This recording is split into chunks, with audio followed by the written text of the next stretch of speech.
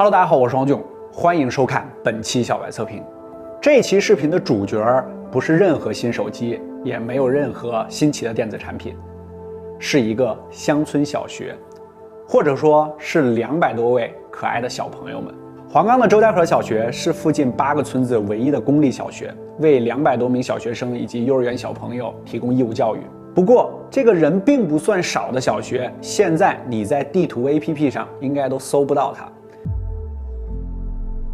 11月份，一个非常偶然的机会，内部一位同事的妈妈和周家河村的贺村长正好是小学同学，就这样在得知我们有一个公益行动的时候，两方建立了联系。在简单的电话沟通之后，就了解到了目前这所小学遇到的一些困难和问题。当晚得知这些问题涉及200多位小朋友的时候，我们当即决定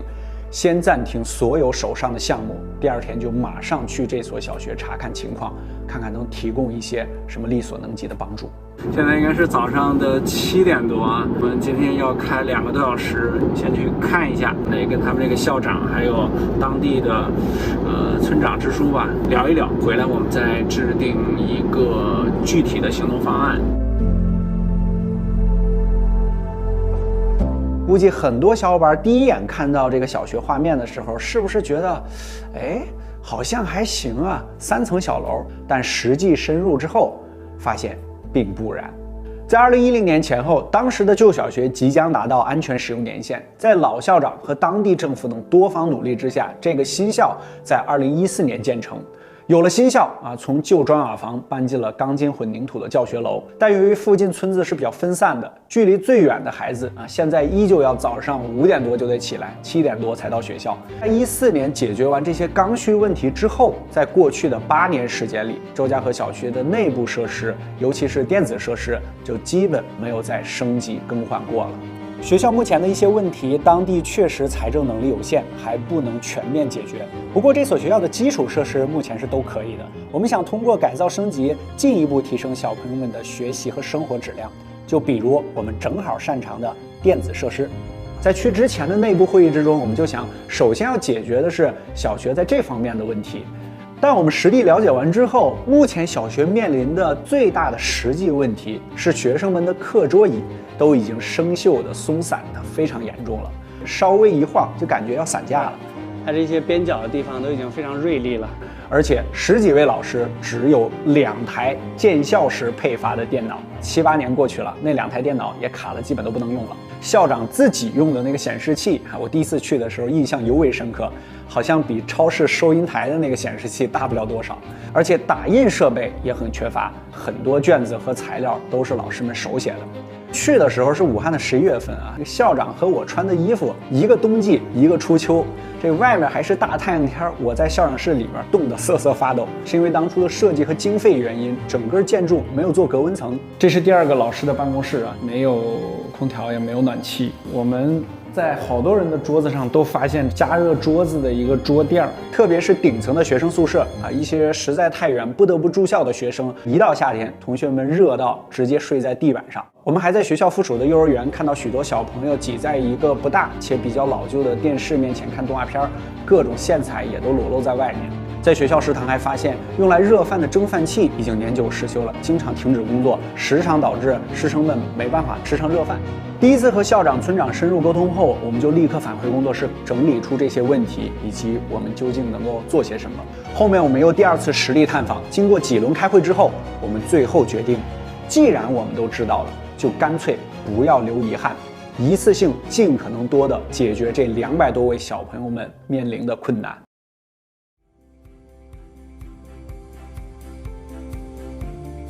第一，首先要解决的就是涉及小朋友们的安全和健康的问题。我们一次性采购了1至6年级180套全新的整套加固桌椅，给整个学校大换新。针对这个建筑冬冷夏热这个现实情况，我们又采购了5个空调，先给3个学生宿舍都装上，还有2个装在2个老师的办公室里。为食堂采购了一个全新的蒸饭箱，解决热饭的问题。第2个，升级各种电子化设施。首先给幼儿园3个班的小朋友们更新了3台65寸的电视，更大了，就不用围得那么近了。另外，我们还给2个老师的办公室配置了2套全新的办公电脑和2台打印机。最后，我们为了不打扰小朋友们的正常上课，专门挑选了一个周6周日，开启了这次庞大的工程。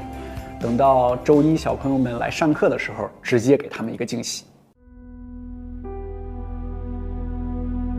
因为这次涉及到很多电子产品，我们也在不停地协商物流、配送、存放和安装各种问题。我们一开始以为直接网购运输就行了啊，想得比较简单。但因为这个学校的位置相对来说还是比较偏远的，这快递都只能发到附近的镇上，并不能直接发到学校里。在我们付完桌椅的全部运费之后，这个镇上的快递中心还要向我们提出多收取800块钱额外的费用。不过后面经过各种艰难的沟通之后吧，我们还是顺利的取回了桌椅。这里还有一个小插曲啊，就是当时建筑的时候，这个寝室本身呢是没有预制空调的走电线路的啊。一开始说拉通要等半年啊，在我们多轮沟通之下，这个学校也加急上报，最后很快就改好了电路。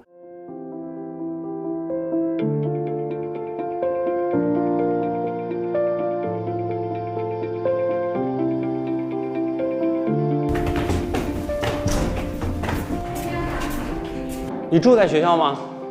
你为啥住在学校？你爸妈是老师吗？这个小朋友特别积极，他知道我们今天要弄，然后他跟他妈妈今天都来了。学习不怎么好，没关系，好好努力啊。休息一会儿，让他来给我。谢谢。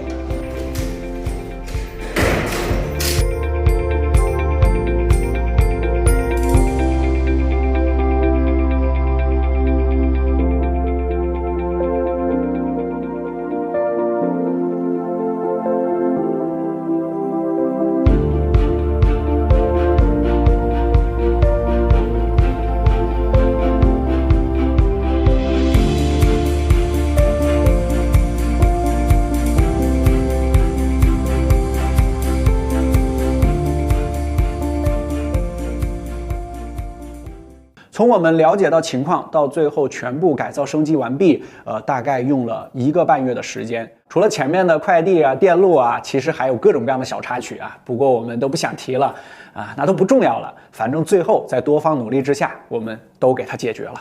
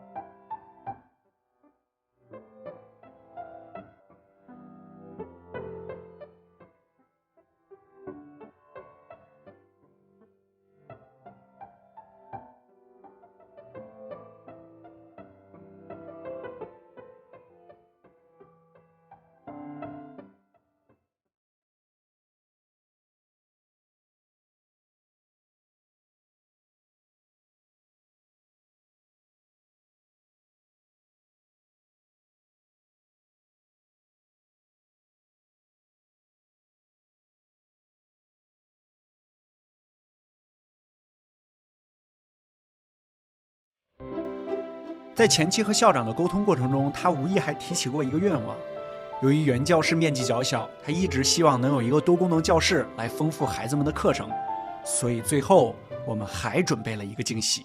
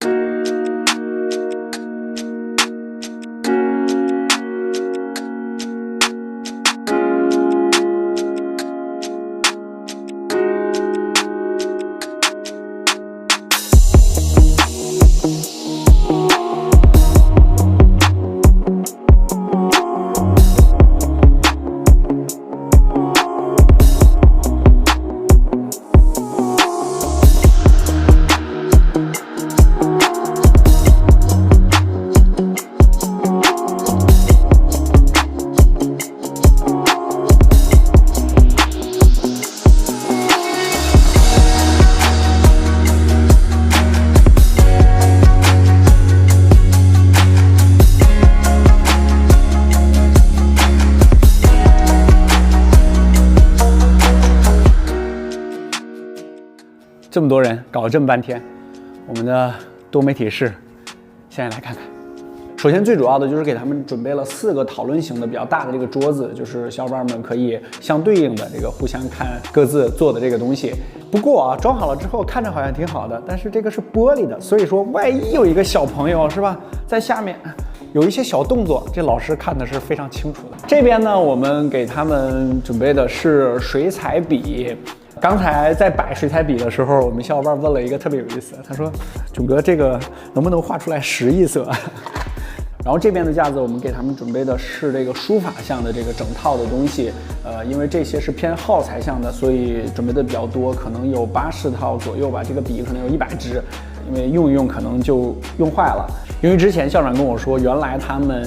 如果想上一些书法课的话，就得在原本的那个教室、原本那桌子上可能有一些书什么的，不是太方便啊，所以现在这一套你可以摆在这儿。然后这个教室我们最重要的就是给他们准备了一块大屏，这个75寸，那个刚才我试了一下啊，即便是坐在那边看这个屏幕也是 OK 的。其实它就是一个电视啊，这样的话，如果老师有一些课件的需求啊，或者说放一些动画片是吧，或者说放一些电影给这个小朋友们看，都是 OK 的。然后也准备了这种移动的支架，这样的话它就可以灵活的去调整位置。我们专门买了一箱这种防撞贴，跑动的过程中比较活泼嘛，如果撞到这个边角的地方，就可以把它给贴上。然后这个前黑板的话呢，它就可以正常的这个板书啊什么的就都 OK， 就是场景是非常丰富的，因为它定位的就是一个多媒体室、多功能室，这边也专门给加了这个网，这样的话里边的网络环境会更好一些。然后我们专门还为这个教室配备了一个平板，你可以跟这个电视相连接，老师们有更多的，比如说这个 idea 或者想法的话，可以跟同学们一起互动啊，用笔啊什么的都方便。我们的目的呢，就是尽量丰富这个空间的功能性，比如说不同的老师、不同学科的老师，他有不同的想法，都可以在这个空间内实现。比如说这种桌子，我们刻意的没有去买那种单人单桌的，那个专门是做的这种圆桌讨论型的桌子。如果后期我们还有什么 idea 想法啊，就再给他们丰富一些其他的这个功能。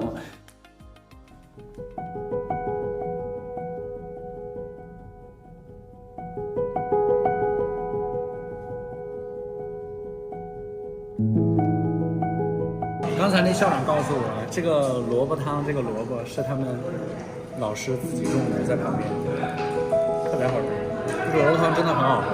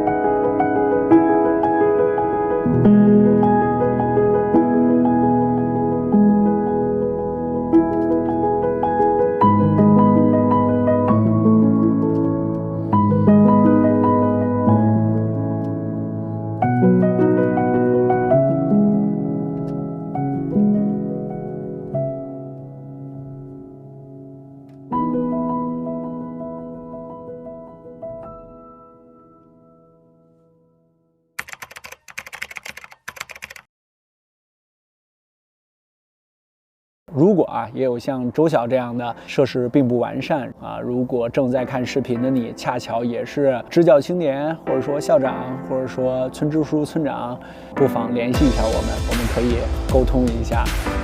不管山高路远，我觉得我们都能相见。